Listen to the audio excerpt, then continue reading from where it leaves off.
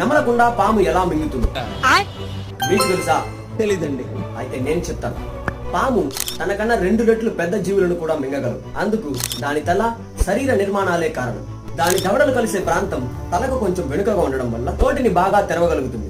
మన పై దవడ పుర్రెకు అతుక్కుని ఉండడం వల్ల క్రింది దవడ మాత్రమే కదపగలం. పాము దవడ అలా కాకుండా బలమైన కండరాల సహాయంతో పుర్రెకు వదులుగా అతికి ఉండడంతో అవసరమైనప్పుడు చాలా వెడల్పుగా తెరవగలం. అందుకే మనం కేవలం 40 డిగ్రీల వరకు నోరు తెరవగలిగితే పాములు 150 డిగ్రీల వరకు తెరవగలవు. పాము చర్మానికి, ఆహార వాహికలకు సాగే గుణం ఎక్కువ. ఆహార వాహికలలో కండరాలు అవసరమైతే వ్యాకోచించగలవు, తిరిగి సంకోచించగలవు. ఈ సంకోచ వ్యాకోచం వల్ల పాము తినే ఆహారం నమలకుండానే పొట్టలోకి జారుకుంటాయి. అక్కడ జఠర రసాల ప్రభావంతో జీర్ణమవుతుంది. ఇలాంటి ఇంట్రెస్టింగ్ నాలెడ్జ్ ఇస్తే లైక్, పాము లాంటి నోరుండే మీ ఫ్రెండ్స్ కి షేర్. మరిన్ని ఇంట్రెస్టింగ్ నాలెడ్జ్ కోసం సబ్స్క్రైబ్ అండ్ ఫాలో చేసుకోండి. డన్.